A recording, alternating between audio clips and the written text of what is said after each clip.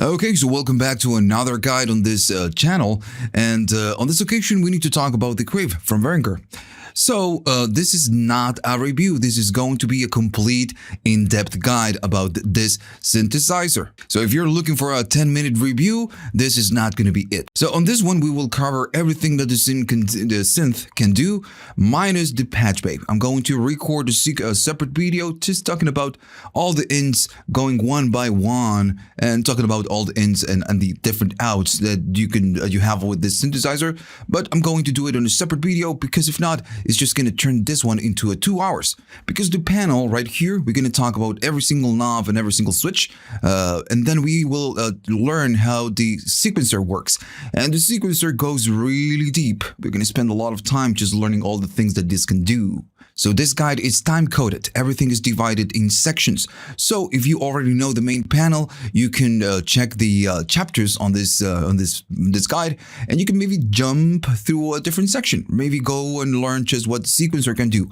Everything is time-coded and split in sections. Check the timeline at the bottom, and on the description you have the different chapters.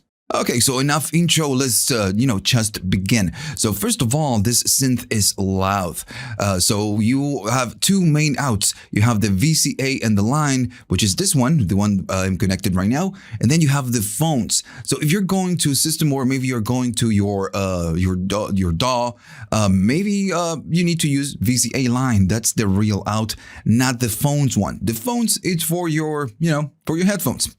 So yeah, that's the real out. And this synth is loud, so make sure you control the volume right here, because it's gonna get really loud. Maybe go all the way down and just increase the volume just a little bit. Now I'm going to be changing things on the panel and then on the sequencer. So I'm always going to be starting from a default patch. So the knobs right now, all the positions I have right here, this is going to be my default patch. So when I say I'm going to a default, this is going to be the configuration. So the first thing we need to talk about, it's the output VCA, which is going to be this section right here. So this one will, of course, control the volume. Now, if we need to go deeper, how the signal path of the synthesizer goes, it goes from the oscillators, then it goes through the filters, then it goes through a mix section. We're going to talk about much later, maybe on the next video, because this one does nothing unless you're using the patch bay. And then it goes out through the BCA. So the BCA is the last thing on the chain. So when the sound comes out, we set the volume right here, which is, pretty obvious. What is not obvious is the switch that you have right here. It says VCA mode, ENV, or on. So when you're on the ENV side of things, this means envelope, and on means, kind of an open or not envelope in this case. So when you're on the ENV and you're using this configuration, you're going to press something and, you're going to get that sound. And notice I'm using a little bit of reverb. So what is going on is that the oscillator, it's always outputting sound. So when I press something, there's something in between, something in the chain telling the synthesizer how to control the volume. So when I press a key, the volume goes out, goes up, and then when I release a key, it goes silent. So there's something like controlling the volume, and that is going to be the envelope.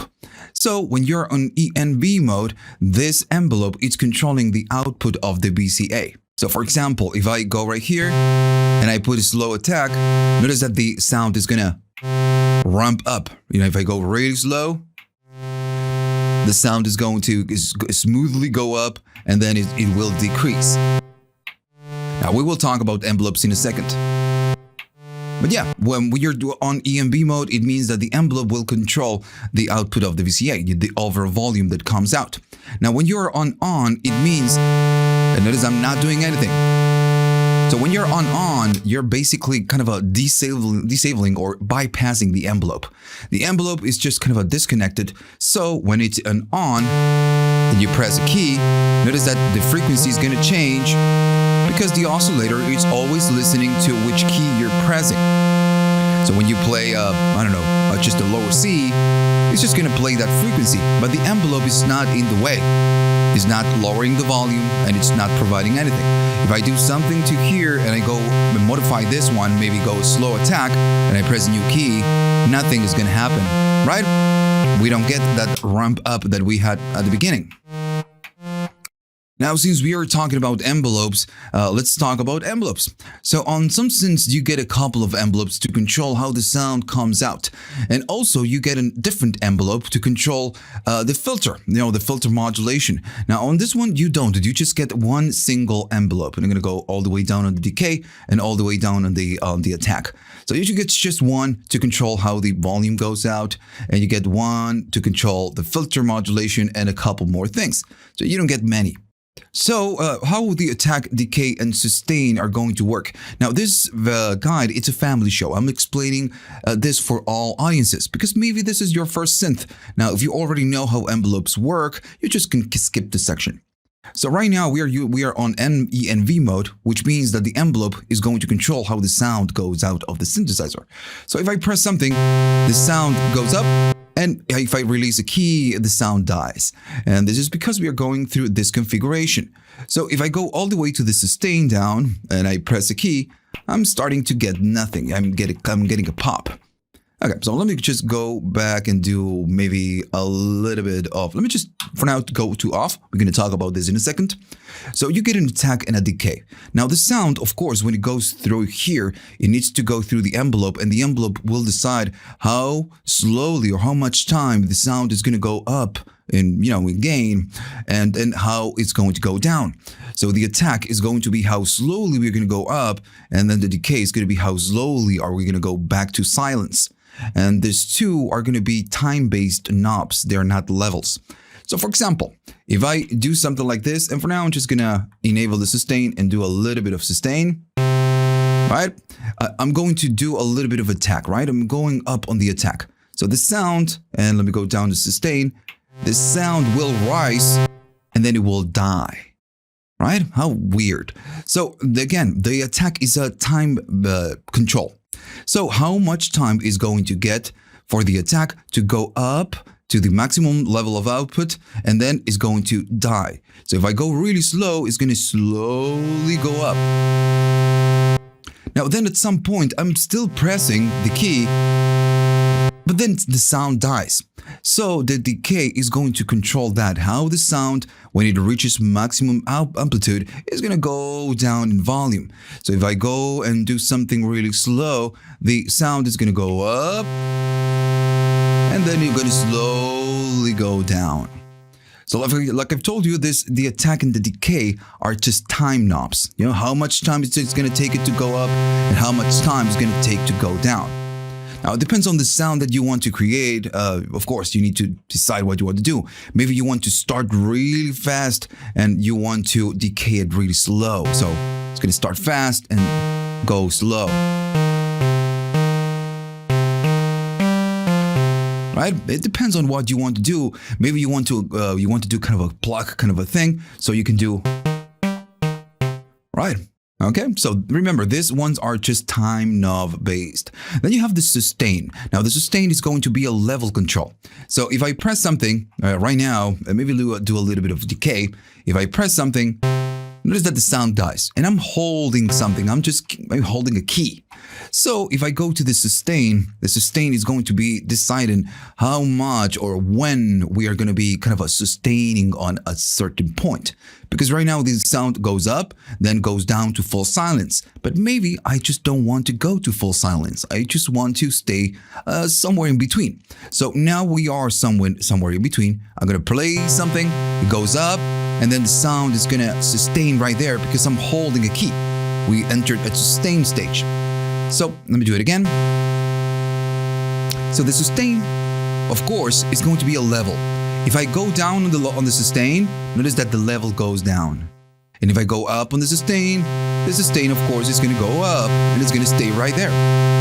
So if I go a little bit down on the sustain and maybe leave it there, and I have a slow attack and a slow decay, what's going to happen that is the sound is going to go up, then it's going to go down to the decay, and at some point is going to meet to the sustain and stay right there. So this is how the envelope works. Now this synth, the synth has a feature which is the sustain on and off. So it lets you turn the synthesizer, or the envelope in this case, into an AD type of an envelope. It's disabling the sustain stage, which means that if you press and hold the key, nothing is going to give you that sustain. It's just not going to care about you holding the keys. So if I do no attack and a little bit of decay, it's go all the way down up on the sustain. Notice that I'm still holding the keys, but nothing happens, right? It's just kind of a pluck. So if I go to the sustain, we do get sustain. So if you think about this, disabling this sustain, going to all the way to the off and having an AD type of envelope is perfect for arpeggios, or maybe it's perfect for a pluck, for example. Now, one more thing before we move on to the next one. If you're using an envelope and you're on the sustain on, if the sustain is all the way up, you're disabling the decay stage. When the sound goes up, it's just gonna stay there forever. If I go slow attack, I go up, and it's just going to stay there right there at the top. So you're disabling the decay stage. Now you have an A and S without the decay. Okay, so let's talk about the oscillator. This section you have right here. So this is a one oscillator synth. You just don't get many. You just get one single oscillator. So the VCA and the envelopes are just pretty simple, but the oscillator has a bit more features. So first you get this control, the frequency control, and this of course is a little bit obvious. It's going to go up in pitch, and it's going to go down in pitch, of course. And the center point is going to be like a C, so I'm going to kind of tune it to a C. That's going to be a C. So you can go up in tune or you can go down in tune. Now, one funny thing that is not on the manual, I guess it's not in the manual, just searched for it and it's not there. You get these two holes right here. So these ones are for, so you can fine tune, you can calibrate the oscillator. So this is going to be like the tuning, where you go to do the fine tuning. And the other one is going to do the tuning for each octave. It's going to kind of adjust the span for each octave when you play that key. You can find some documentation. Actually, if you search on YouTube, you have a few videos explaining this. So then you're going to go to the next knob, and this one is going to be the pulse width. So this one is going to modify the width of the square. So right now you have two different shapes. You have a saw, which is going to be this one, and then you have a square, which is going to be this one. So if you're in saw mode, on the saw, this control will do nothing. It's just going to do exactly, just nothing. And it's because the pulse width works only with the square wave. So what it's going to do is going to make the square narrow or not, right? So that's what this knob is going to do. So you can modulate the width of the square manually with this knob. Now you of course cannot again do it with the saw because that's not the way it works. So if it's not working for you, don't freak out. It's just the way it works, right? It just works with the square, with a pulse. So I'm saying that you can modulate this.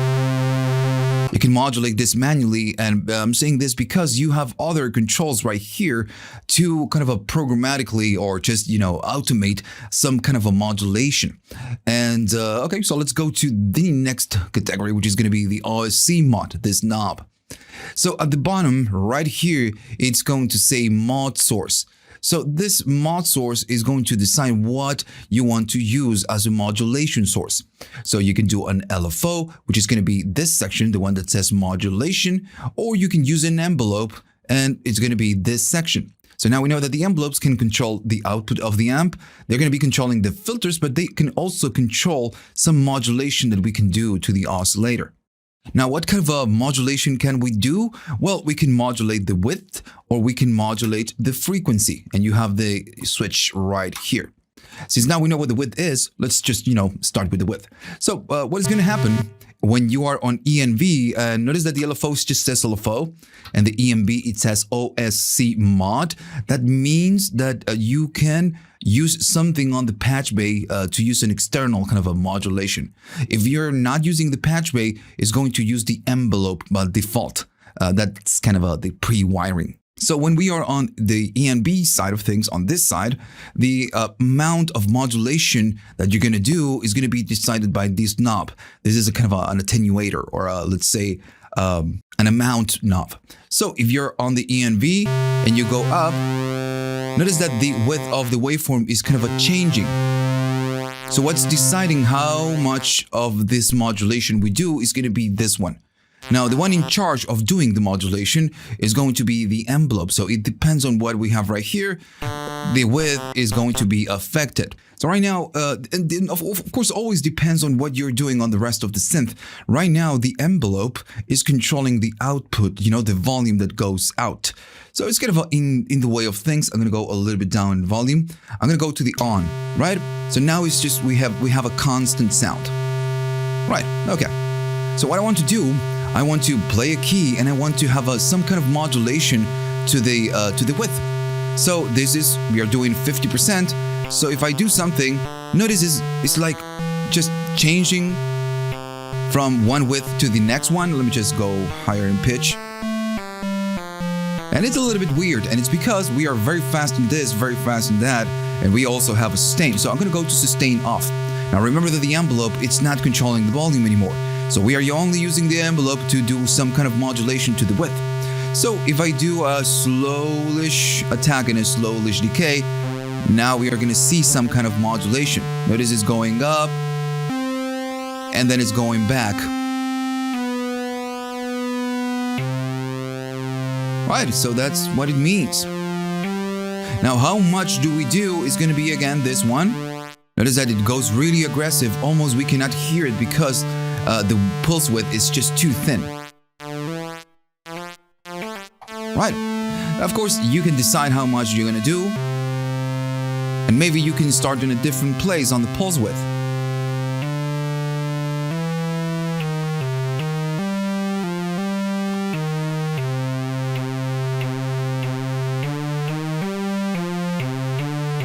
Right.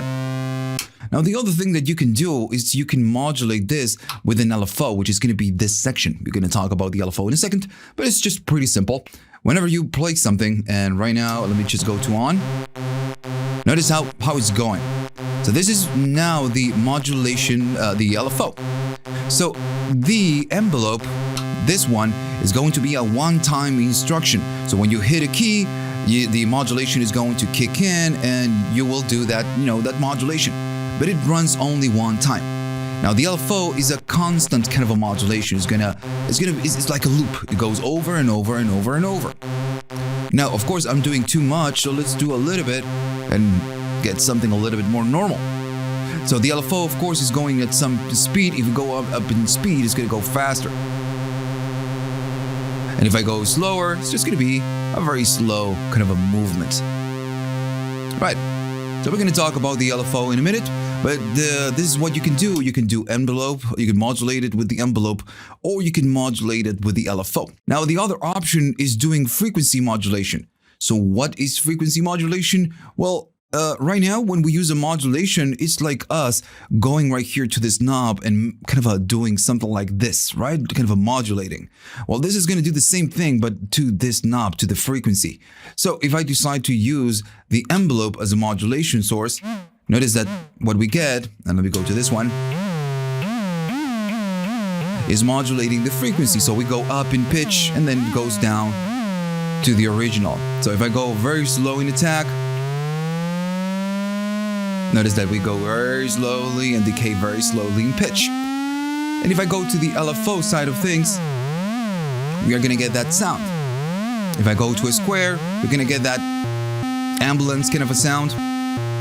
So yeah, that's what you're doing. You're doing frequency modulation with the LFO or the envelope. Now, let me just go back to kind of something more default. I'm going to go there, maybe go to a saw. And for now, I'm not going to do I'm going to do nothing of OSC mod. And then you have this control, this mix control. So you have two sides. It says OSC or it says noise. So it means that if you play something, and of course I need to kind of have something going on right here. If you play something, we are going to get that saw. Maybe go a little bit louder, right? So right now we are hearing this saw, right? The oscillator. As I go up in the mix, what you get on the other side is noise. So this is like a blend. You're doing a blend of a saw and a blend of a little bit of noise. Now, if you go all the other way, you're just gonna get noise, right? It's just noise. Now, also notice that it says EXT kind of a forward slash and then noise. And it's because using the patch bay, you can bypass the noise and you can connect an external source, like maybe an oscillator from a different synthesizer. And you can have a blend of this oscillator, this one right here, and maybe a blend of an oscillator from a different synth, which is super cool, right? But you can disable, you can kind of do that, override the wiring, the default wiring, by using the patch bay. So that's it. I'm going to go right here and I'm going to leave everything at default so we can move on to the next thing. All right, so it's a very simple synthesizer. I mean, the main panel, when it's going to get a little bit more complicated, it's going to be using the sequencer because it can do a lot of things. It's just it can do a lot of things, and then the patch bay, of course. Now, the next thing we need to discuss is going to be the filter. Now, this is a 4-pole ladder filter.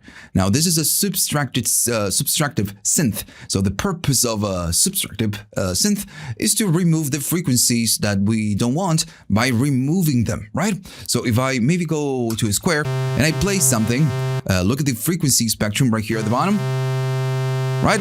So you have a cutoff, which is going to do what it's going to do, is going to cut off the frequencies you don't want. Remember, subtractive. We're going to subtract what we don't want. So what we do is we cut the higher frequencies. So we just cut a lot or we cut less. Depends on what you want to do. All right, so pretty simple. So then what you have is a resonance control. So the resonance is going to be, and if I go there, it's going to be a peak on the breakpoint. So right here we have that slope right there. So if I go up in resonance, we are creating a peak right there at the breakpoint. And when you sweep the cutoff, you're gonna get that, you're gonna get that classic sound. All right.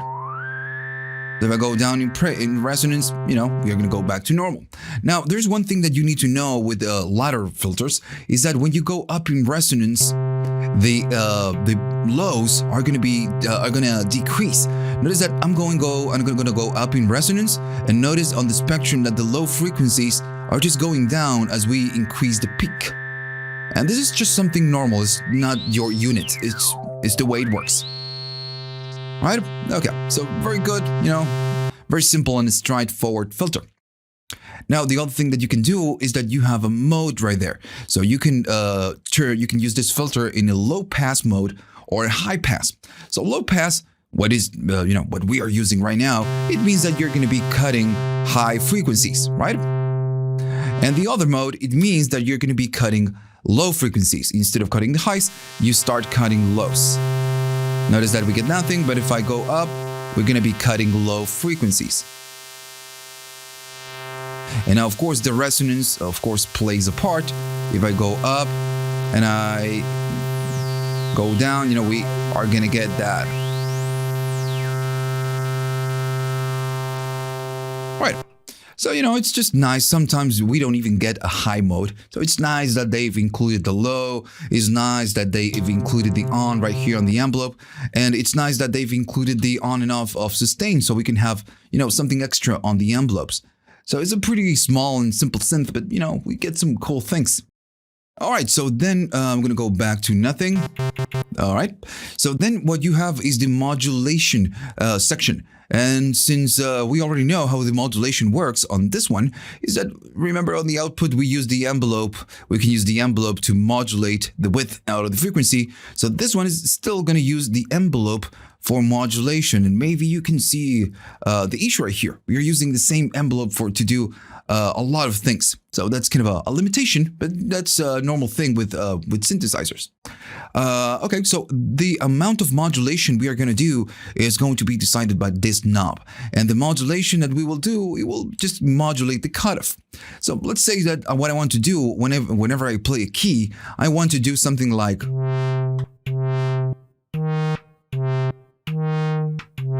I want to do something like that, and of course I'm kind of emulating with my hand. But I want to go down in frequencies, and I want to move this cutoff up and down, by some amount.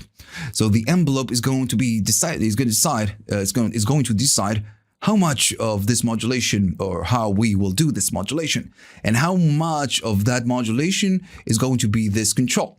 Now make sure that you have mode source on EMB, and then you have positive on the polarity. We're going to talk about this in a minute.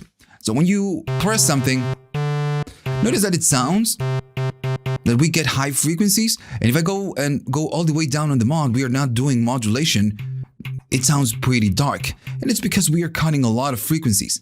So if I go up, we are doing modulation. The thing is that it's super fast. Remember, these are time controls. I'm going to go to sustain off for now. So what I want to do, I want to slowly go up and I want to slowly go down. And maybe I'm going to add some resonance. And since now we know how envelopes works, and when I press something, we are modulating this knob up and then we go down. It goes up and then it goes down. Now, of course, if you enable the sustain, you can sustain it at some point in between.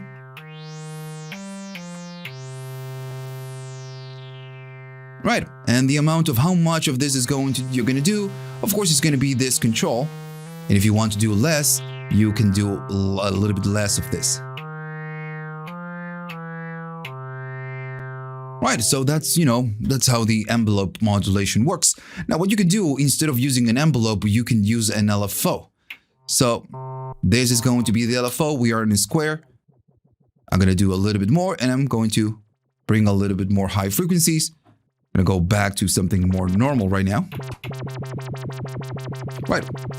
So what is going on is that the LFO is modulating the cutoff up and down in a triangle fashion. Right? So we are pretty much doing the same thing we did before with the oscillator mod. Maybe it's just a little bit, silent. Right. So that's what we are doing. We are modulating the cutoff with the LFO. Right, so, that's how it works. It's pretty simple. It's a pretty straightforward synthesizer, very classic filter. Now, what we get right now, if I go to the ENV mode, we get the polarity change. And this is going to change it from positive to negative. So right now, what we can do, let's say that I'm going to do something like that. And I'm going to go to negative, or maybe to positive.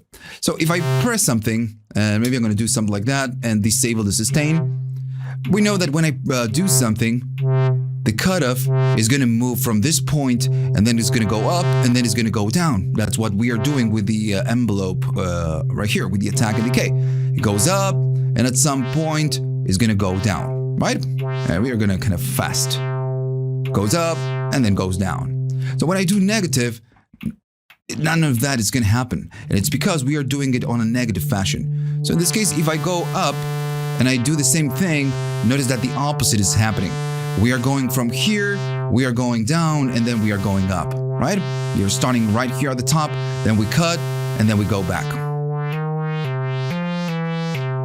So that's why you get the negative. You can just,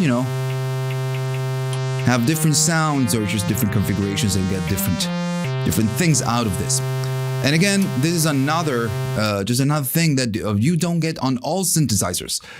So it's a nice thing that they added the polarity. Okay, so I'm going to go back to a default patch. No modulation. We are going to be on positive. Now we know what that means. We are on envelope modulation, low, and I'm going to do nothing there. We're going to go back to no attack, no decay, all the way to sustain, and I'm going to keep on the sustain. So if I do something, we get that, just a normal sound.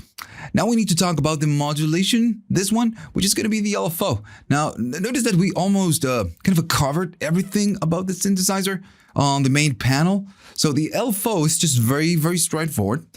We have the rate, which is how fast we're going to go. And then we have two shapes. We have a triangle or we have a square. You don't have any other squares. So this is pretty simple, and we already used it. Let's say that I want to do that frequency modulation. Is kind of like the most obvious thing we can really hear. I'm gonna go down in volume. So if I do something, maybe I'm gonna do a saw, right? We can hear that this is going up and down. Now, if I go really slow,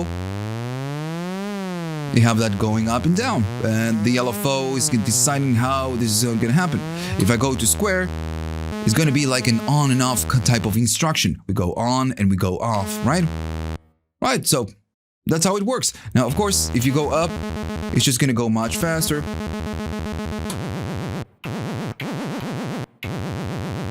Now, the LFO is, in this case, it's just very simple. It's a very straightforward LFO. And you can you can use it a lot more when you start using the patch bay. Again, the synthesizer, the main panel is just super simple. It's very, very simple. But this thing really shines when you use the patch bay and you use the sequencer. All right, so let's talk about the next thing.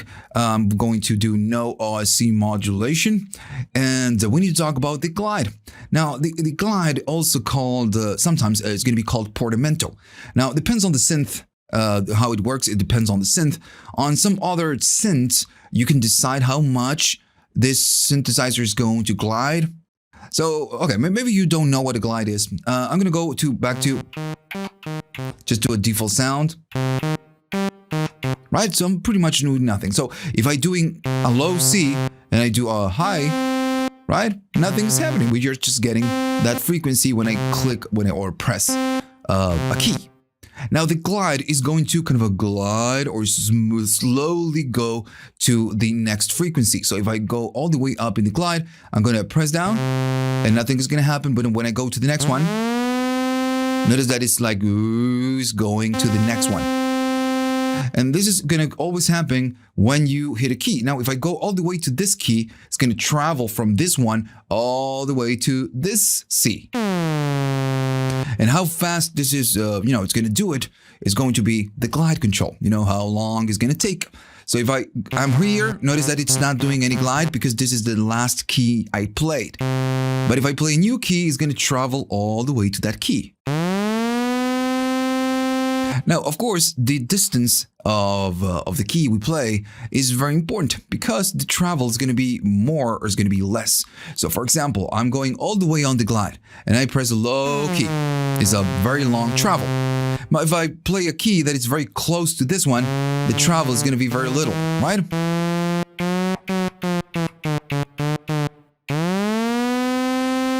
So you need to bear in mind, what you're playing and how much glide you're doing. Sometimes a little bit of glide and playing kind of a closer keys is just enough. But at the end of the day, it depends on what you want to do. Like I've told you before, the glide on the synthesizer, it's just kind of very simple. You don't have a lot of options. It's just going to glide from there to the next one. That's what it does. It's just very basic. All right, so I don't know if you noticed, but we covered the whole synth. All the knobs and everything that this can do, all the different knobs. So at the end of the day, of course, creating sound is going to be up to you by changing all the different parameters. Now, we need to talk about the next bit, the elephant in the room, which is going to be this section. So on a different video, and I've already told you about this, I'm going to cover the patch bay. Now, the only kind of a knob we didn't discuss is this one, and it's because this one belongs to the sequencer. We're going to talk about this one in a second. And the other one is going to be the VC mix. So maybe when you were just testing this or just playing it for the first time, you were doing, oh, okay, so you know what? Nothing happens. I mean, it's broken. So no, it means that this VC mix, it's something we use with the patch bay. Alone, it does completely nothing. Only works when we use the patch bay, and we will talk about that on the next one. Now it's time to address, the elephant in the room, which is going to be the sequencer. Right, so let's start with the sequencer right now, and I'm going to slow down a little bit because the panel we have right here is very straightforward, it's very simple to use. And right here, this one, I want to say it's not simple to use, but you have a lot of features and you have a lot of kind of a keys combination like options and things that you can do. So I'm going to need to go a little bit slower. So right from the start, when you start the synth, when you turn it on, you're going to be on keyboard mode. Notice right here, this section, you have a keyboard and you have step mode. So how do you know when you are in keyboard mode or where you are in step mode? So notice that you have a green light right here and then you have a red light. So you maybe you're thinking, okay, so maybe I want to go to step mode. So I'm going to just press this button. Nope, that's not what it means. So some of the functions, you're going to be accessing them when you do a combination of shift and some other kind of a option. In this case, these controls right here, these two controls are going to be changing the octave. So the red light means the octave control. So if I do something, maybe play LC, I go higher, and then, we go higher and lower and lower and lower and lower. Right, so that's what it means. Right, so The red light means the octave. The green light right there at the top, the position number 1, it means pattern, page in this case. But we're going to talk about that in a minute. Right now, you need to know that you are on keyboard mode. So how do you change modes? How do you go to step? Remember, it's a combination of shift and whatever other control, and you get kind of a white background of the two on the buttons where you have different modes. So if I do shift and I do step, notice that the lights are going to change, and this is going to change a little bit. So now you're going to be on step mode. Now, we are going to be talking about step mode in a few seconds, in a few minutes, because we first need to create a pattern in order to go to step mode and start changing things. So if you don't know how to create a pattern and record it, what's the purpose, right? So how do you go out of this? So you go to shift and you go back to your keyboard mode and you're back in the keyboard. And it's called keyboard because this right here works like a keyboard. You have all the white keys at the bottom and all the black keys at the top. I know it's a little bit obvious, but remember, this is a family show, so I need to cover all audiences. Now, everything that you do on this synthesizer in terms of the panel of the sequencer, the lights are going to be really important. The lights will show you where you're doing, where you are, and what you have on different steps.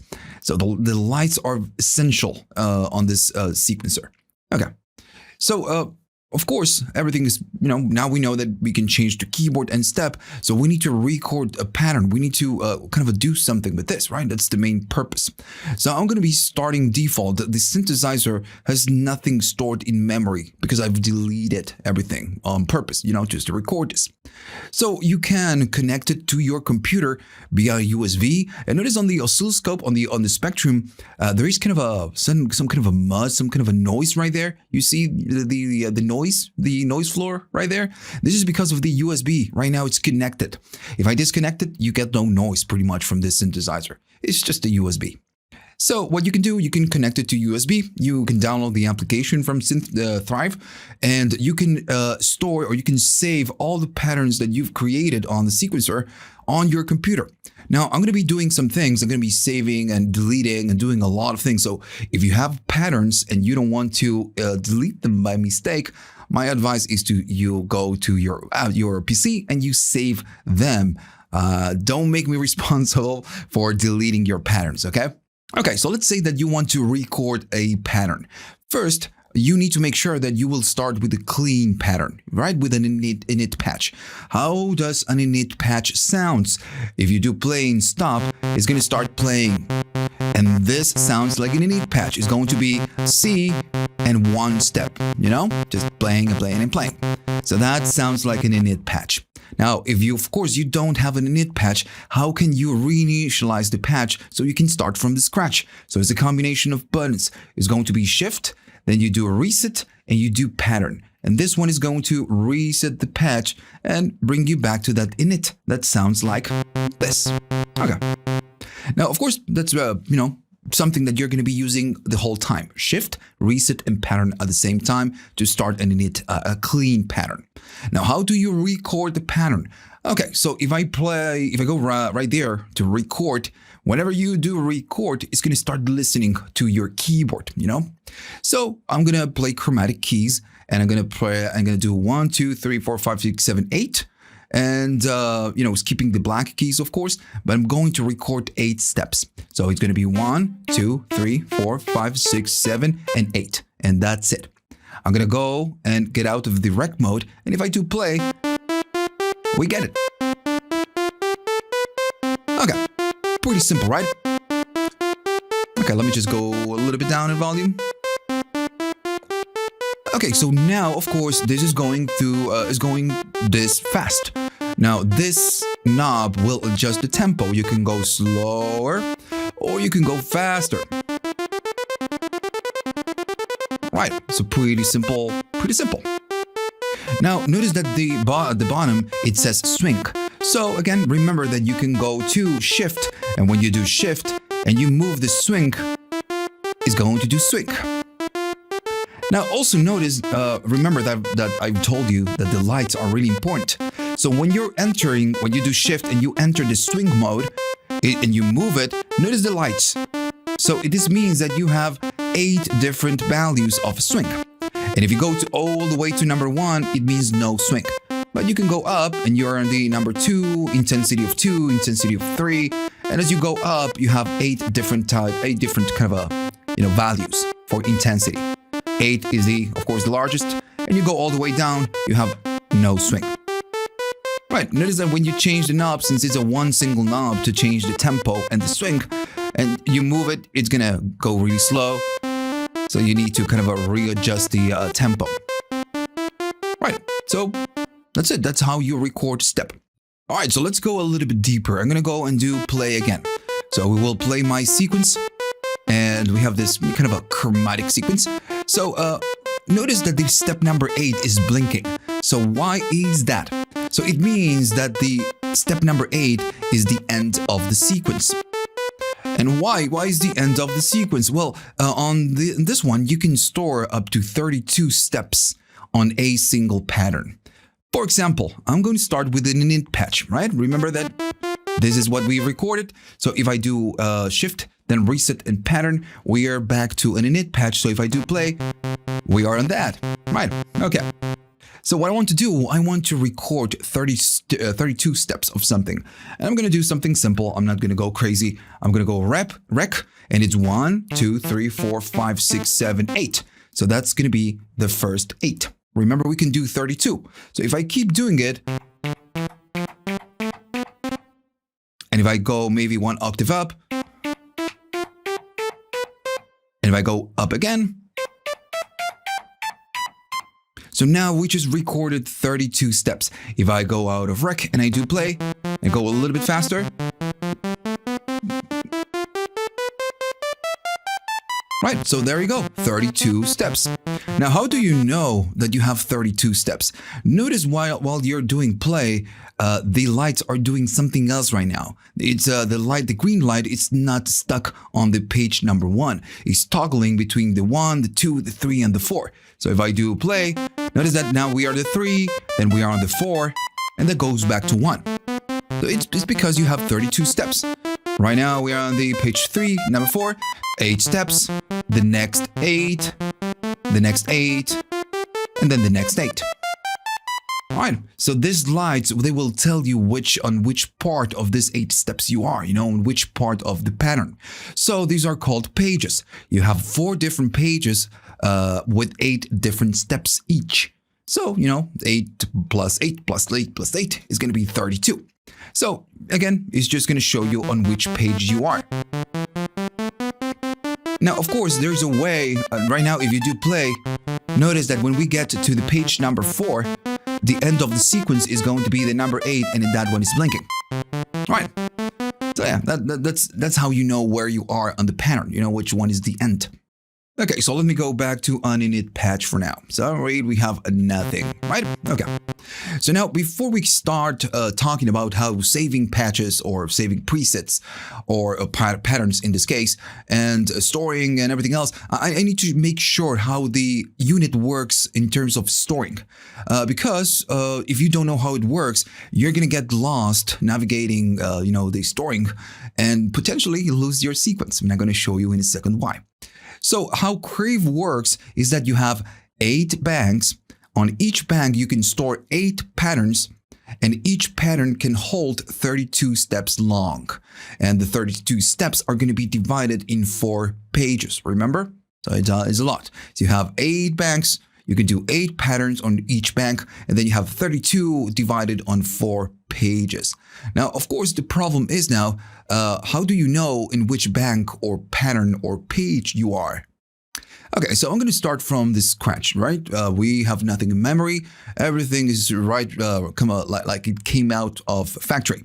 So if it says number 1 on the light right here, this one right here, we have nothing else selected. This means you are on page number 1, right? Now remember, you have 4 pages and you can do 32.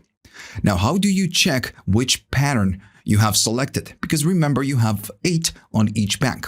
So if you go to the pattern button, this one, and you press it, notice that the red light, the octave light, is going to go off. So this means you are in pattern, on the pattern section. So when you use these buttons, you're going to be going to pattern number 1 or 2 or 3 or 4 or 6, and you can do up to 8. So if I leave it right there on the number 4 and I release this, it's telling me, dude, you are on page 1 and you are in pattern number 4, right? So this is how you check the pattern, in which pattern you are. Now then there is the other question. How do you check in which bank you are?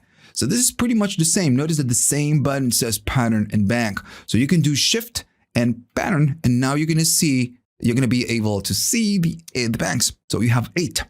So let's say I'm going to go and sit on the bank number 8. And I'm going to go to pattern, and I'm going to sit on the pattern number 4. Right. So we are on page number 1 on the pattern number 4. And if I do shift and pattern, we are on the bank number 8. All right. So that's how you navigate the banks and the patterns. So for now, I'm just going to go back to the bank number 1. I'm going to go back to the pattern number 1, and we are on page number 1. Okay, so I want you to pay attention right now. So let's say we want to record something. I'm going to do rec, and I'm going to do pretty much the same thing we did previously. I want to record maybe 32. It doesn't matter right now, but I'm just gonna record it. Then we're gonna go maybe to the next octave, so we can realize that we have 4 different pages, and then that one. All right, so that's cool. So now I'm gonna go with this, and I'm gonna do play. Right, 2, 3, and 4, and end of sequence. And it starts over. Okay, so I need you to pay attention. So remember, we are on 4 pages. We have 4 pages, 32 steps. We are on pattern number 1, and we are on bank number 1. So let's say that I really like this one, and I want to keep it. Okay. So maybe I want to do something else on maybe the pattern number 2. I want to create a different pattern. So you do pattern, and I'm going to go to the number 2. So when you go to number 2, is loading the initial patch. So maybe I want to go to the one I created earlier. If I go back, you lose it. You've lost the pattern. And this is because you didn't save it. So whenever you work on this synthesizer and you create a pattern, you're working in a kind of a temporal memory. So maybe you're thinking, okay, that's crap, but it's actually kind of a it's actually a good thing. So let's say that you create a pattern, right? And you save it, and you really like that pattern, and then you by mistake you reset and you start an initial patch, and then you are going to be erasing the patch you have saved in store. So that sucks, right? So whenever you start an initial patch, maybe you have something from before. Let's say that this is going to be my patch. Let's just pretend we have something cool. And then you reinitialize. That doesn't mean that you're erasing the whole pattern. That means that you're starting on an initial patch. So then when you choose to save it, you can choose a different location, maybe a different bank, maybe a different pattern. And we're going to do that in a second. But of course, always make sure that when you create something cool that you really want to store it, changing patterns or changing banks will delete it if you didn't save it. All right, so let's just do it. Let me just prove how this works. We are on page 1, on pattern 1 of the bank number 1. All right. So I want to record something. I'm going to do something simple. And maybe I'm going to do it 32 steps. It doesn't matter right now. Something simple. And then we are done. So we have this sequence, and I love the sequence. Is the best sequence I've ever created. So how do you can store this? Very simple. What you need to do is to do shift and play and stop for 2 seconds. You just press it. And notice, even though you're doing play, notice that this one is blinking right now, and you lose the red light. So this means you're going to be in kind of the first step of saving it. So instead of just saving it directly, it's asking you, dude, where do you want to save it? So this light is going to be the pattern. So what you can do, you can just, of course, you can do pattern, and you can do this, and it's going to be changing the bank. Now, if we don't do anything, you're going to be selecting the step. So the one blinking is going to be the step. I'm going to be saving it on step number 1, and maybe I'm going to save it in step number 2. And if I do this one, I hold, now this is the bank. So I'm going to save it on bank number 2, right? So we are saving pattern number 2 in bank number 2. Now, how do we save it? You're going to go to Shift and you're going to do rec. And this is going to go and save it. So if I play it, right, we have our pattern, right? And if we check where we are, notice that we are on the number 2, the pattern number 2, and we are in bank number 2. So now if I play it and I do pattern and I change patterns, we are back to an initial patch. But if I go to the one we stored, it's going to be stored in memory because we committed to memory. So we are not going to lose it. Now, if I do this and this, I'm going to be reinitializing that patch, right? If I do pattern, we check we are in pattern number 2 and we are on bank number 2. Now, how, reinitializing the patch doesn't mean that you lose it because you committed to memory. So if I do pattern, go back, and then go back, we recover that from the store. Now you do have another option, which is going to be, if I reinitialize it like that, maybe you want to recall it, you can do pattern, and you can do reset, and it's going to recall it from memory, right? So remember, you have a lot of things to remember. That's why I've told you maybe having a cheat sheet or maybe writing all of this down is a good idea. Okay, so let's say that you don't like this pattern, right? You made this pattern, and remember we are on the bank number 2 of pattern number 2, all right? You just don't like it, you hate it. So you want to delete this. So the way of deleting this is pretty much the same way. You can go make it an initial patch or an initial sequence. Now we have nothing. So what you can do Shift and play is going to enter into the save mode, and you're now on the pattern number 2. You can go and select the bank number 2. And what you do, you just do Shift and rec, and it's going to store or save the initial patch. So now if I do play, we just have nothing. And remember, we are in 2 of the bank number 2. And if I change it to bank number 1, to pattern number 1, and I go back, we still have the same, right? Because we've erased this one. Okay, so let's do a tiny test, just to practice this. Let's say I want to go to pattern number 1, and I want to go all the way to bank number 1, okay? So we want to do something new. I'm going to reinitialize the patch just in case, and I want to do some recording. And I'm going to do 1, 3, 5, 5, 1, 3, 5, 5. Just a minor. And we are doing just 8 steps.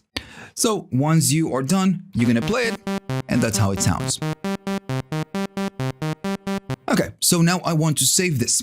So I'm going to do Shift, and I'm going to do play and stop, hold it for 2 seconds, and it's going to start blinking.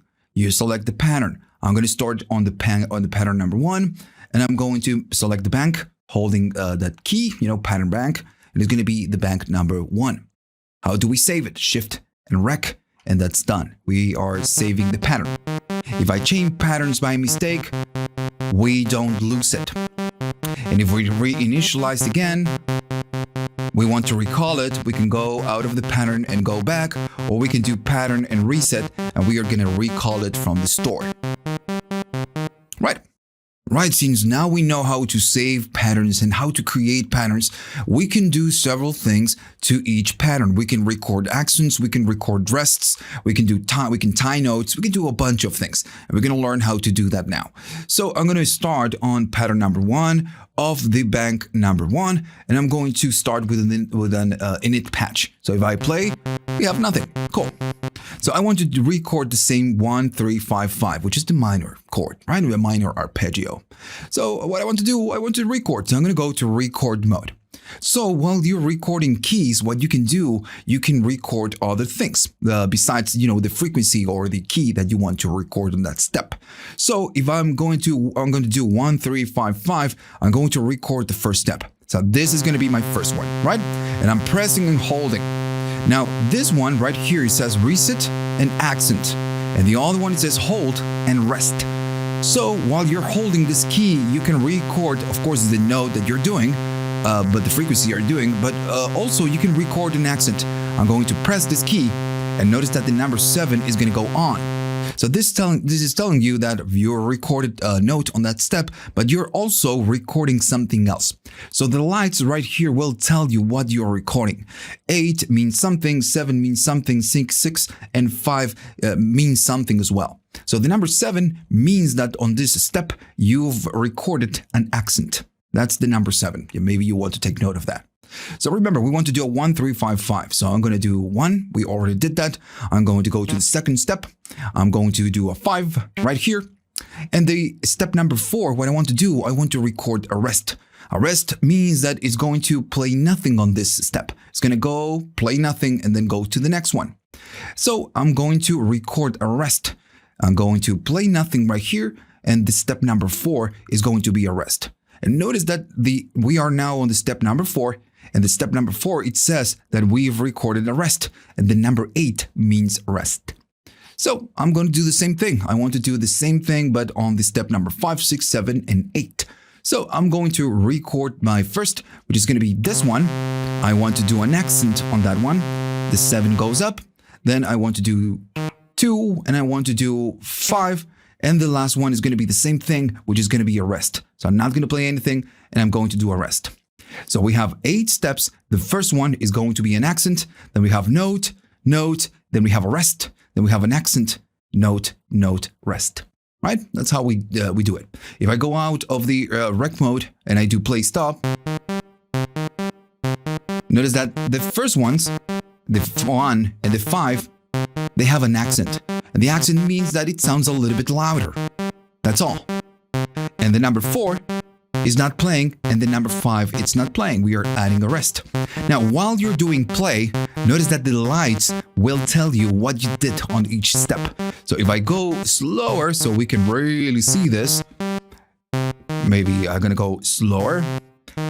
2, 3, rest, 1 accent, rest.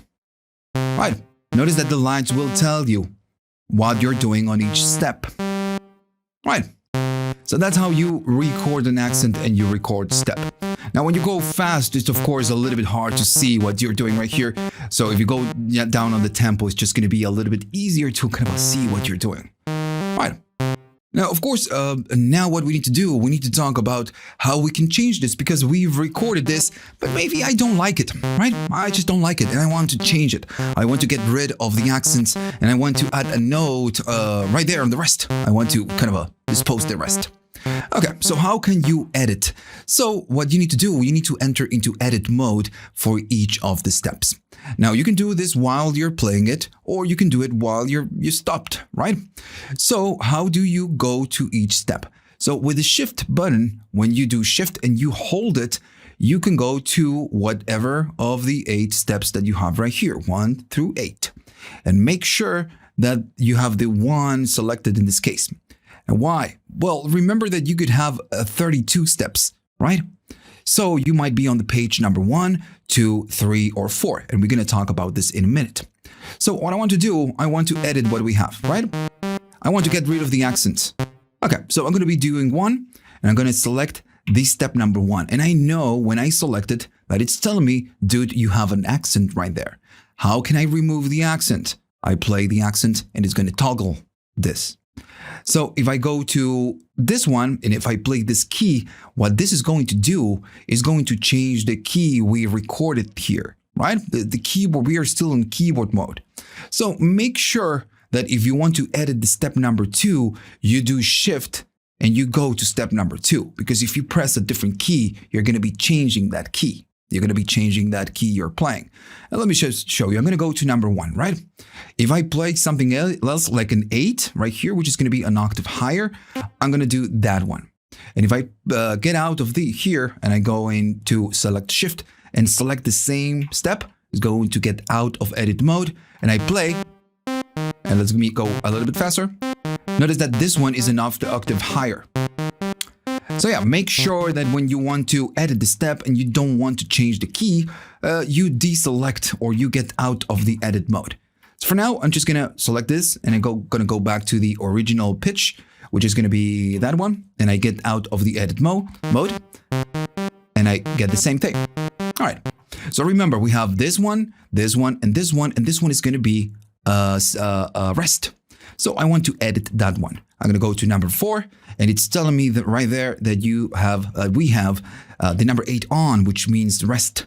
How can we get rid of the rest? You just record a note. So I'm going to go and record a note. So once you record something, the 8 goes off, and now you have a note right there. If I do play, right. Same thing with the other one. If I go to the number 5, we have an accent. I'm going to get rid of the accent.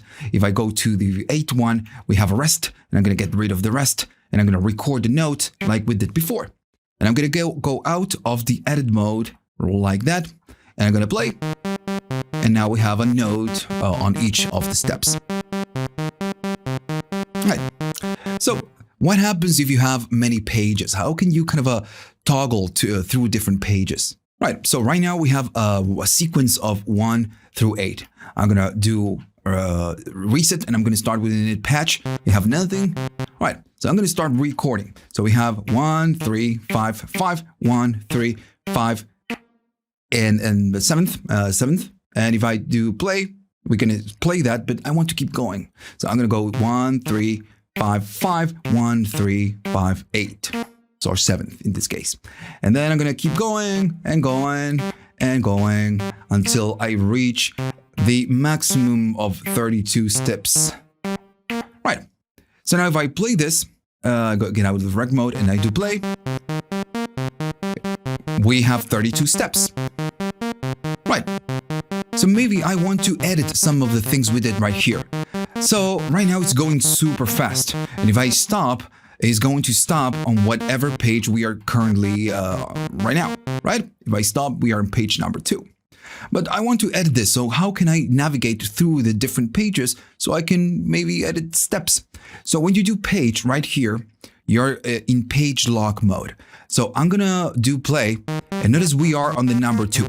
So the light is gonna start blinking, and the page is on. So this means you're locked in the page number 2. So we can see that the sound goes, in the background, but we don't see anything until we reach the page number 2. So by doing this, you're going to make sure that you are on the page number 2. So whatever edit you do right here is going to be on the page number 2. So if I go to edit mode, let's see that this one is going to be an accent right here on this one. Let's just record an accent. I'm going to go to maybe this one. This one is going to be a rest, whatever, it doesn't matter. I'm going to do that one. That one is going to be an accent. And this one is going to be a rest because it's the only thing we know right now. So if I get out of the edit mode and I do play, at some point we are going to go to the number 2 and it's going to, play what we did. Now, of course, right now we're in page lock mode. How do we get out of here? I'm going to do shift and do page, and we are back to the normal mode, which is toggling through the different pages. Right. Super simple. Right, okay. Right, so I'm going to go to a default sound. If I do play, we have nothing. Okay, so by default, and we need to talk about gate length and ties right now. Because we already talked about how creating accents and how creating rests, how to edit patterns, how to create them. So now we can do more, right? So we have the gate length, which is this is going to be the control, and the tie is going to be this control as well. Okay, so now we want to do something. Okay, so we are gonna record a 1, 3, 5, 5. So the gate length, it means that it's whatever we play right here is gonna be wider or it's gonna be shorter, right? So if I do 1, because that's the one I want to record, we are gonna go right here. And if I move this, notice that we have different intensities. Notice that this is gonna change red. And we have 8 different kind of values or 8 different categories. So 7 is going to be super wide and 1 is going to be super short. So now this step is super short. That's the gate, super short step. I'm going to record this one, and this one is going to be super short. This one is going to be super short, and this one is going to be super short. Now we have 4 steps. We don't need more. If I play this, notice how it sounds. It sounds very different. And it's because the gate length is super short, right? Okay.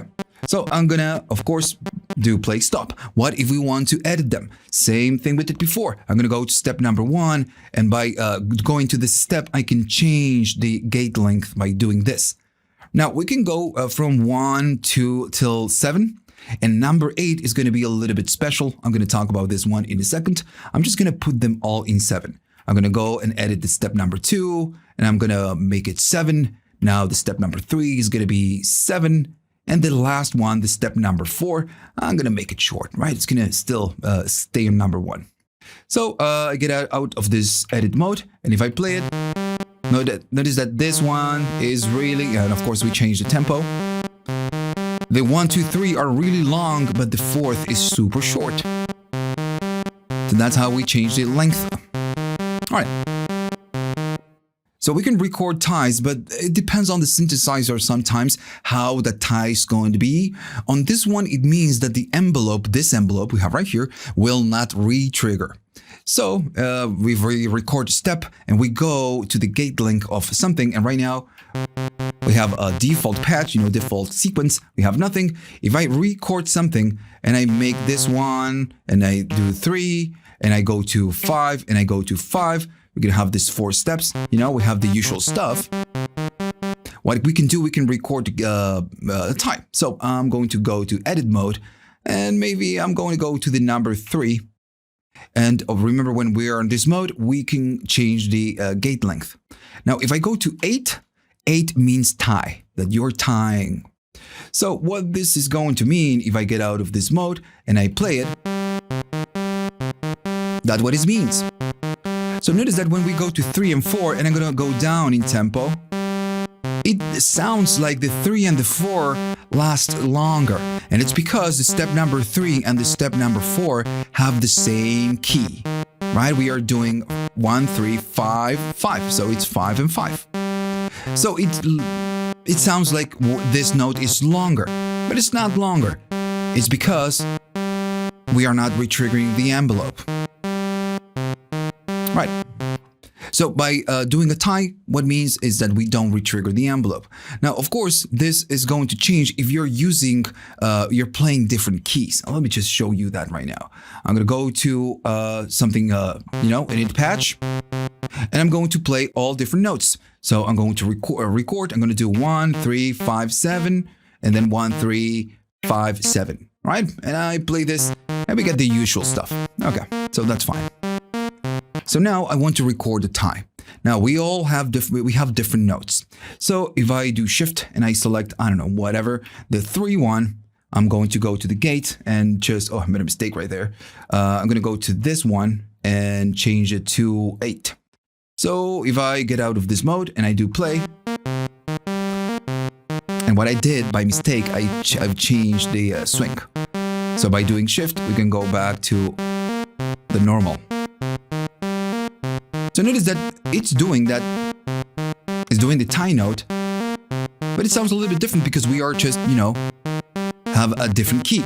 Now, if we add something to the envelope, notice that all the notes, they have this kind of a ramping up with the attack, but the 3 and the 4 has no envelope. And it's because we are not using the envelope for the step number 4. It's not re-triggering. Right.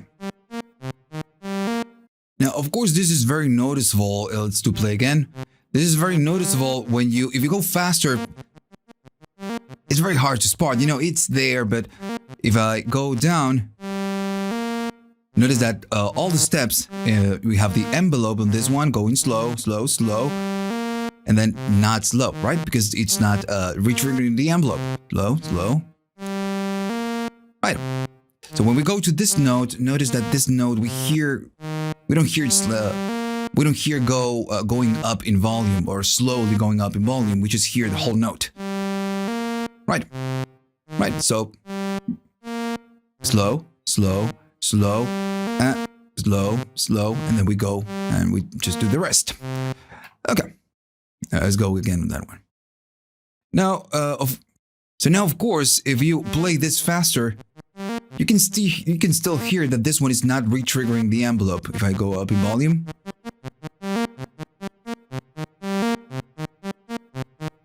Now, if you go slow, it's going to be a little bit easier to spot, especially if you're just testing this with an envelope. If I go slow again on the envelope, all the steps will have this kind of a ramping up in volume. And let's go to step number 1.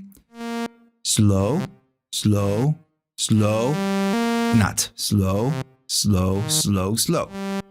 And again, the envelope is not re-triggering. That's, how the tie works on this synthesizer as well. At least. Okay. little bit faster, of course, and we go no attack, we can still hear this one. Okay, so that's how the tie works. So now what we need to do, we need to talk about the gliding. Okay, so now let's talk about glides. We can add glide to each of the steps. So notice all the things you can do on a very small synth. You can do accents, you can do rests, you can change the gate, you can do ties, and a bunch of other things that we're going to discuss right now. And one of them is going to be the glide. So I'm going to start with the default init patch, and we know that that's the one, and I'm going to record 1 3 5 5 1 3 5 5 5, and I record always the same, so you can do the same at home, and we can listen to the same thing together. So how can you record or maybe edit a pattern to have a glide? So I'm going to go to edit mode, and let's say that I want to do the step number 3. I want to make it glide. Now, when you are on this mode, or when you are recording it, this glide control is going to be turned into like a, for example, like an on and off switch. Now, the thing is that this is not an on and off switch, it's going to be an encoder. So if you go up, at some point, you're going to be over 50% of this value, and this means that you're going to turn on the glide for that step. Notice if I go down, I'll go below 50%, the number 5 light is going to go off. But if I go up, this means on. Now, it doesn't mean that it's going to be this. If you go up, the value goes higher. That's not what it means. This is an on and off switch. So if you go more than 50%, this step has a glide.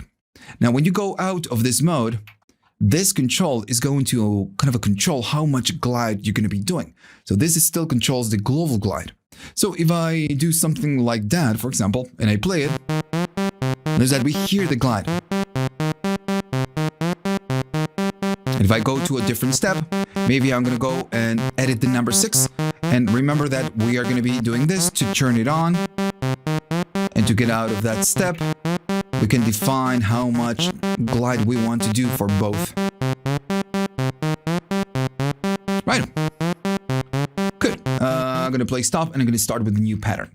Now, of course, you can do this while you're recording it. If you record it, maybe this one is going to be a glide. You can turn it on right here, and you can even do an accent on this one, right? And I'm going to go 3, 5, and when I do 5, I'm going to do a glide, and I'm going to do another accent. And on the next ones, I'm going to do 1, 3, 5, 5. You can still do that, right? So when I go play, and if I go slower, it's going to be more noticeable.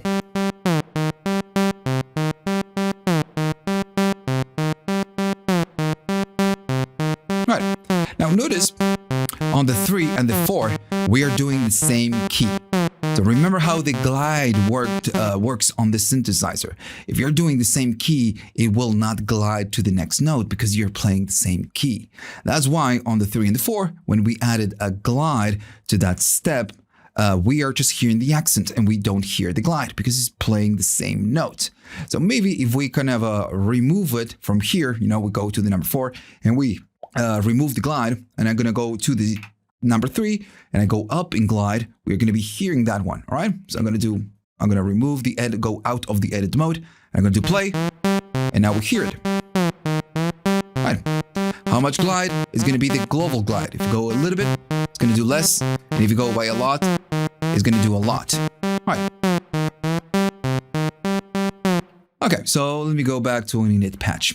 Now, of course, how you select the gate length or the length of the note is going to affect the glide. Now, the glide is a time control, right? So remember, we play a key, and then if we play a different key, it's going to take from some amount of time to glide to the next note. So if you're playing this key, let's say this C, and then you're recording a higher C, it's going to take a long time if the glide is all the way up. But if the gate length is super short, you will not have enough time to glide to the next note. So let me just kind of show you this. I'm going to go to nothing. So we have nothing. For now, I'm just going to go nothing on the glide. Okay.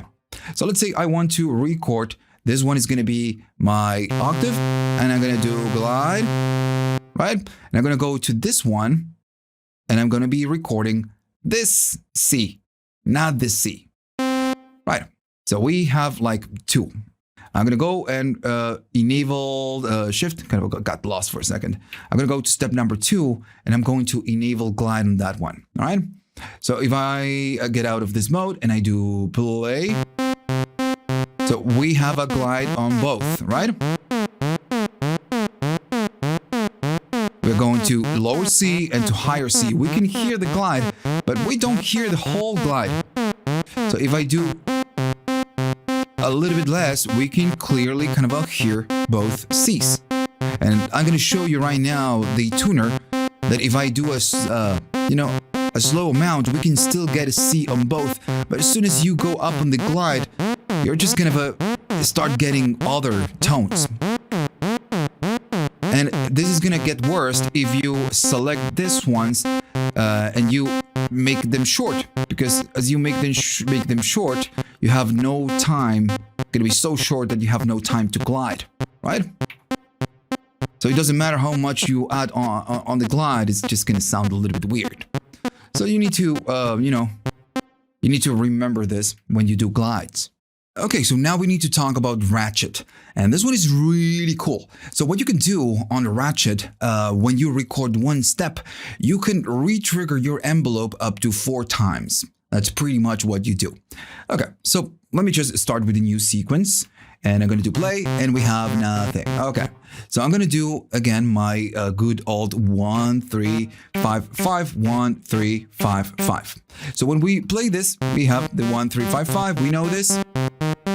All right, so now we know when we turn the glide, especially if we are on editing mode. Maybe I'm going to edit this one, the number 3. When we turn the glide, we are turning the glide on for that step.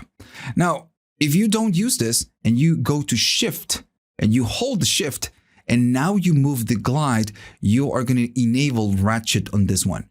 And notice that the lights are a little bit different. They are yellow. So if you go to 1, this means that you're not doing anything, right? You're just not doing nothing. Maybe a double negative. That's fine. So there's nothing going on right there if you go to 1. There's no Ratchet. Now, if you go to number 2, the envelope for this one is going to re-trigger twice. Now, if I release this and I play it, there it goes. This one is re-triggering twice, so we can kind of hear that it's playing twice. Of course, it's faster because we have one step. All right, so let me stop it. Now, if I still on the edit mode and I select, I press and hold shift and I go up, now we are going to be playing it 3 times. So this means that the envelope will re-trigger 3 times, right?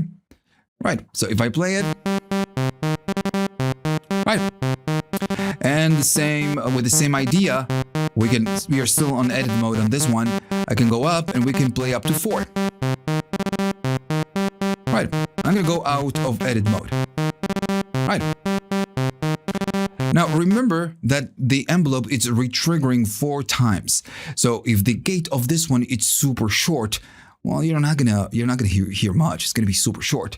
So I'm gonna go to edit mode, and I believe we did on this one, and I'm gonna be changing the length to 1, and I'm gonna do playing is like super short, right? So if we change the length to something a little bit more, we kind of perceived it a little bit more. But if you go and make it a tie, you lose the Ratchet. And it makes sense, because the Ratchet, what it does, it will re-trigger the envelope. And what you do with the tie, you're not letting the envelope to re-trigger, you're bypassing the envelope. So you lose the Ratchet. So if we go below this, we are just doing that Ratchet. Okay. So if I go out of this, notice that the Ratchet is going to be, and let me just do play stop. I'm going to go and edit this step number 3. The Ratchet is going to be the light number 6. Whenever you enable this, the light 6 is going to kind of turn on. And right now I'm going to maybe do 2. And by mistake, what I did, I made it glide. So I'm going to disable the glide. So that's it. You know, that's how it works. The Ratchet works. You can add 2 to that one, maybe. I want to go to the 6, and I'm going to do shift, and I'm going to do 3 on that one. Maybe I'm going to go to the number 8, and I'm going to edit that one, and I'm going to add maybe 4 of Ratchet. And I'm going to go out of edit mode. Right. Super cool, right? All right. Now, of course, now we know a lot of things about the synth and how to control the sequencer. And we learned all these things without using the controls right here, the panel. We are just using a default patch. So let's try to build something simple and blend it, or do something right here just to get something, maybe something nice. So I'm gonna do nothing for now. I'm gonna go right there. I'm just gonna play a default patch, right? I'm gonna do record. I'm gonna do 1, 3, 5. I don't know, 7, then 5, 3, 5, and then I'm going to go back to 1. So that's going to be my minor 7 arpeggio. I'm going to do something like that. And it sounds pretty dull because we are using a default patch. But maybe what we can do, we can just make it a little bit better by changing some of the parameters that we have right here. Maybe I want to go and do a little bit of cutoff of the frequencies. And I'm going to go up on the modulation. Right? But in this case, I'm going to just turn the sustain off. And I want something more plucky. If you want to add a little bit of wow, you can do a little bit of attack, and you're gonna get it. Now maybe I can turn off the envelope so I can use it freely with the filter. Maybe I can do a little bit of oscillator modulation. And we are using square, and we are using an LFO to modulate the square with the pulse width. Right? Doesn't sound that bad. Maybe I'm gonna make it shorter. It sounds pretty cool to me. Maybe we can add a little bit of resonance. Right? Maybe a little bit of that. We can go up or we can go down. Right, so now we know that we can do all the things right here. Why not doing them? I'm gonna go to the edit mode. I'm gonna go to step number 1, and I know that on that one I can maybe do a rest. I'm sorry, an accent. Maybe I'm gonna go to the number 5, and we're gonna do an accent. And now we have kind of a pattern, right? Like a rhythm. Right, so maybe I'm gonna go to the number 2, step number 2, and I'm going to add a glide on that one. I'm gonna get out of the number 2, and I'm gonna decide how much of glide I'm gonna do to that one. Maybe I'm gonna go to the number 6 and do the same thing. I'm gonna do a glide. I'm gonna get out and decide how much glide. Maybe I'm gonna go to the number 3, to this one, and I'm gonna hold shift and do a ratchet. Right? Cool. Maybe I'm gonna go to number 7. I'm gonna do the same thing. I'm gonna do a ratchet of 2, but then I'm gonna go to the number 8, and I'm gonna do a ratchet of number 4. Right? Of course, we can play with the gate length as well. We can do a rest if we wanted to. But that sounds cool to me, right? It's pretty simple. Now, of course, everything sounds a little bit dull without the effects. So what happens if I bring a chorus? It sounds super wide. What happens if I bring a delay? Now we have a little bit of depth. And if I bring a reverb, it's gonna just blend it a little bit better. So now we can, something to work with.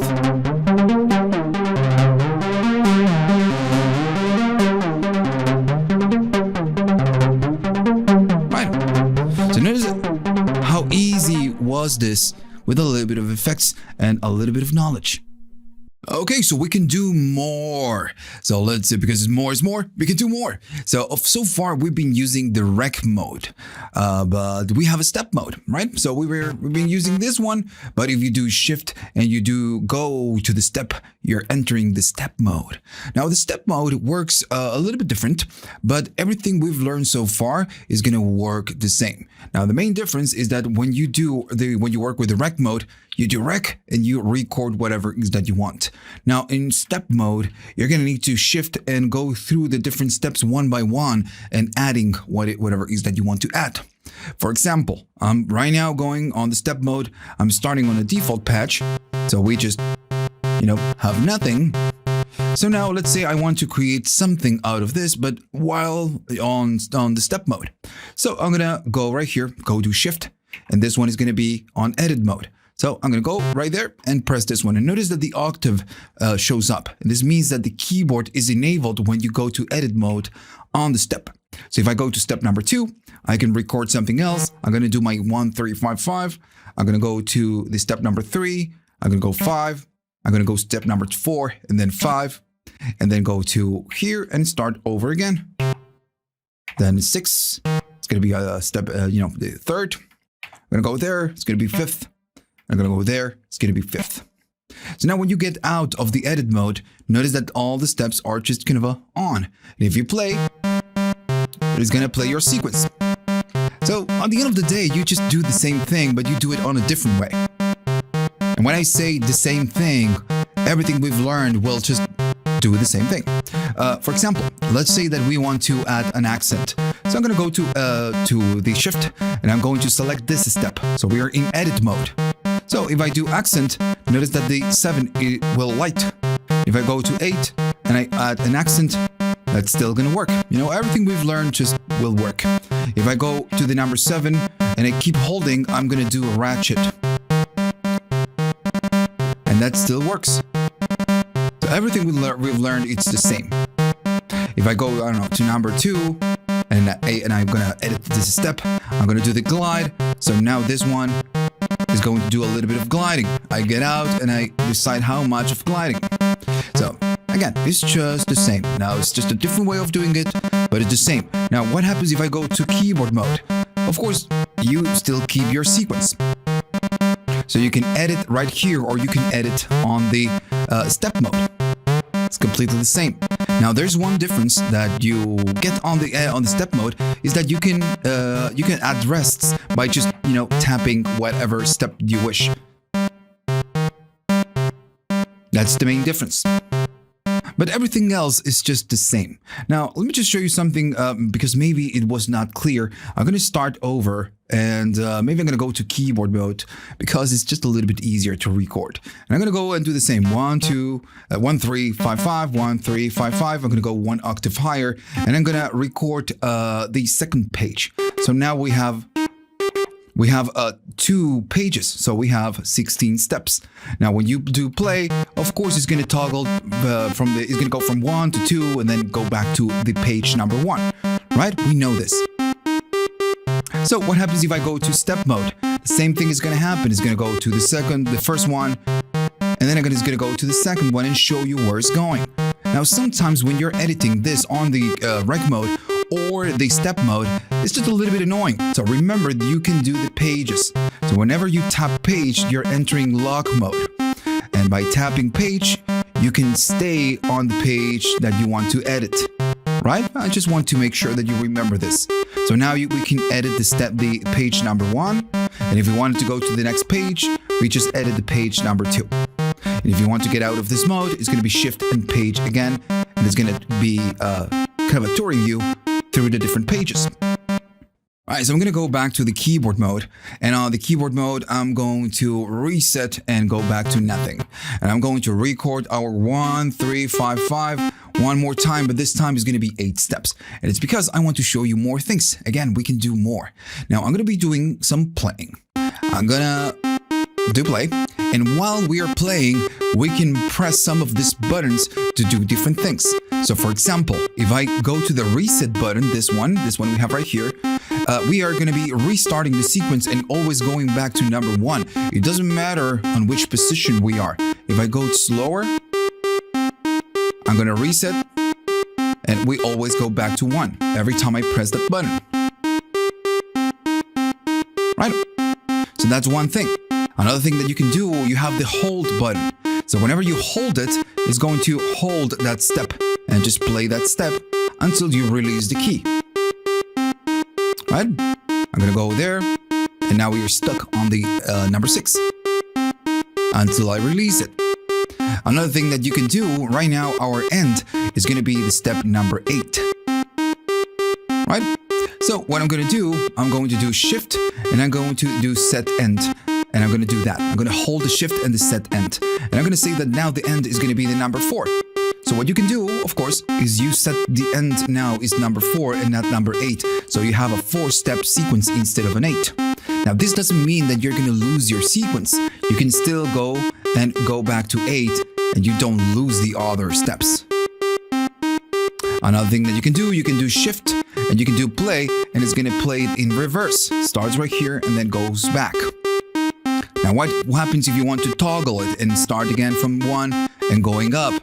Now, you cannot do this by shift and play. You just need to go play and stop again.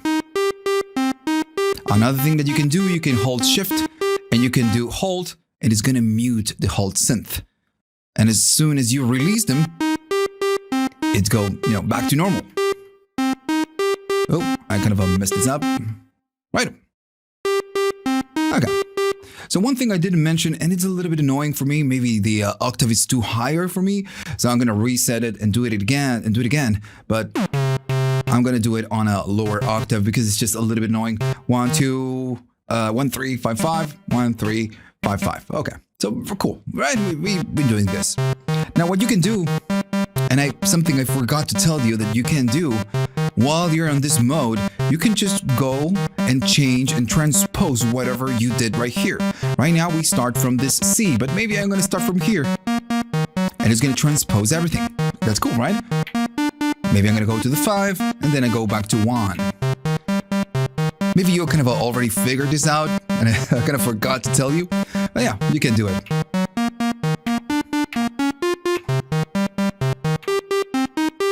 Right, so super cool. Okay, so I'm going to delete everything, and one more thing that you can do, which is kind of not related to the sequencer, is that you can toggle this button and it's going to go on. So whenever you press something, it's going to hold it for you. If I go to this, it's going to hold that note for you, right? Pretty simple. As soon as you toggle this off, it's just going to go out. Now, if you think about this, it's going to work like the EMB mode. If we turn this on, now this is going to be constant, but if I just keep playing different keys, it's going to do the same. The thing is that it will not shut up. But on this one, it's going to start as soon as we play something. And it's behind the scenes, it's just doing the same thing. Because if I go to number 1 and I play something and I play it again, it's not re-triggering. So it's doing the same thing. The only difference is that it starts when we press the hold. Okay, so we have one more thing to cover, and it's the last thing we're gonna discuss on this one. And notice that it was pretty long because the tiny little thing can do a million things. And we haven't, we didn't talk about the patch bay. So for the price, it's just a very good synth, to be honest.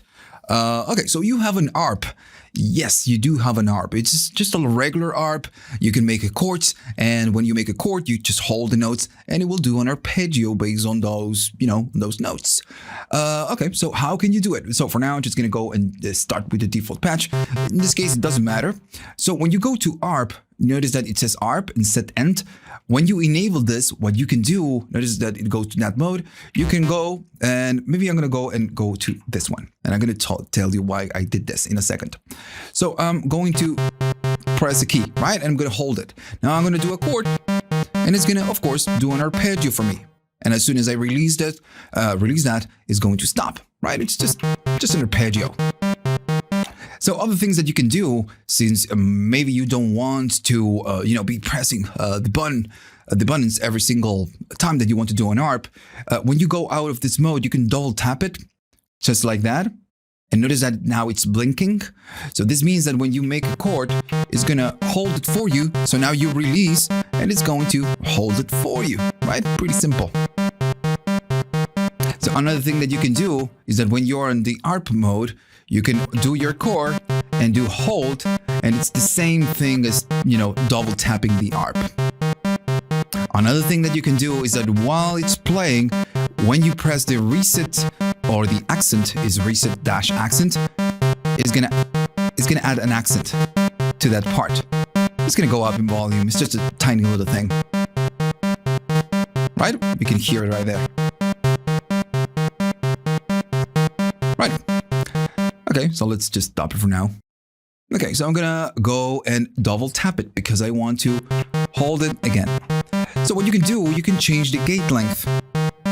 For now, what we are doing is going down in tempo, which is cool. But if you do shift and you do down, you can go down in gate length. You can go up, or you can go down, right? Really small or really wide. Okay, and notice that you cannot go to 8, of course. You have 5 levels. Alright, So that's it. It's a very simple ARP. But you can do one more thing that I'm going to show you right now. It's going to look a little bit weird. And remember when I did this, when I entered the mode, that it was a number 8.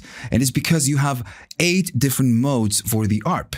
So the 1 is the default, which means that if you just do a chord, it's going to go up, right?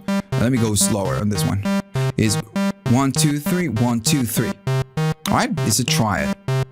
What happens if I go to the second mode? You can go by doing shift and going to the number 2.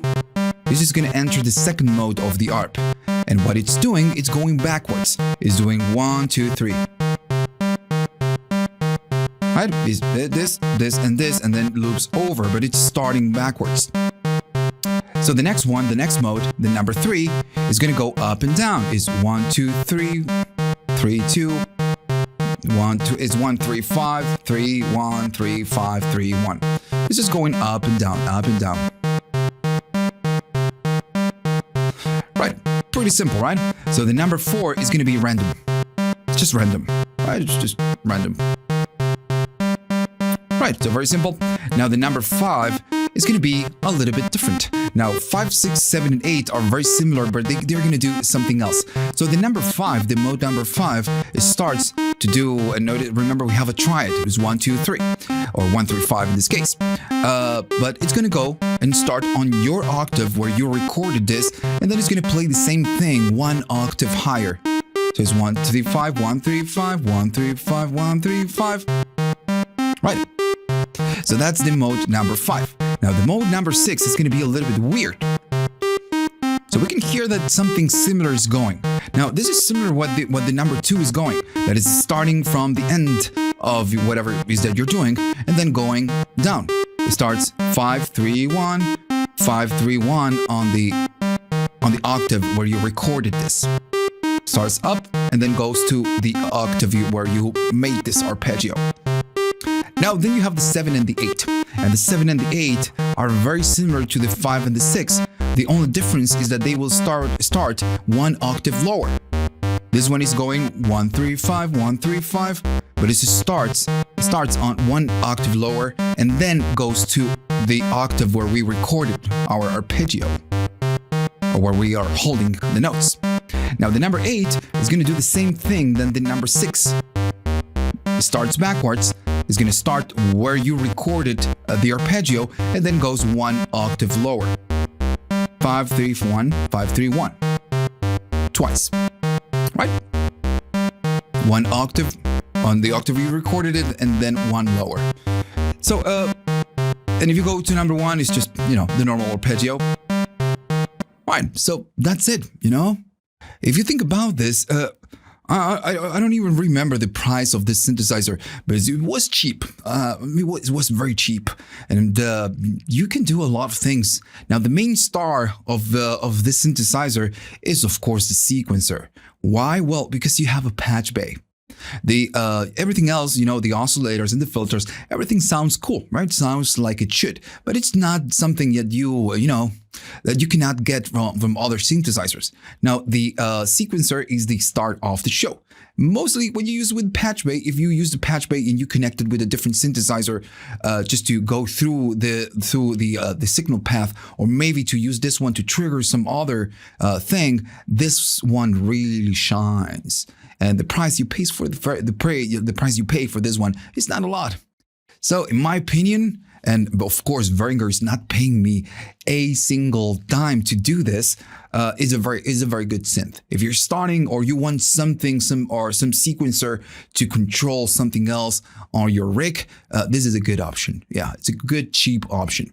All right, so that's it. Hopefully you like this, you find this useful. Remember, of course, to like and subscribe. And remember, if you have the money and you like what I do, maybe you can go to Patreon and maybe buy me a coffee. That would be cool, so I can, keep doing this, because everything is just funded by my money and Patreon's money. So yeah, and users' money.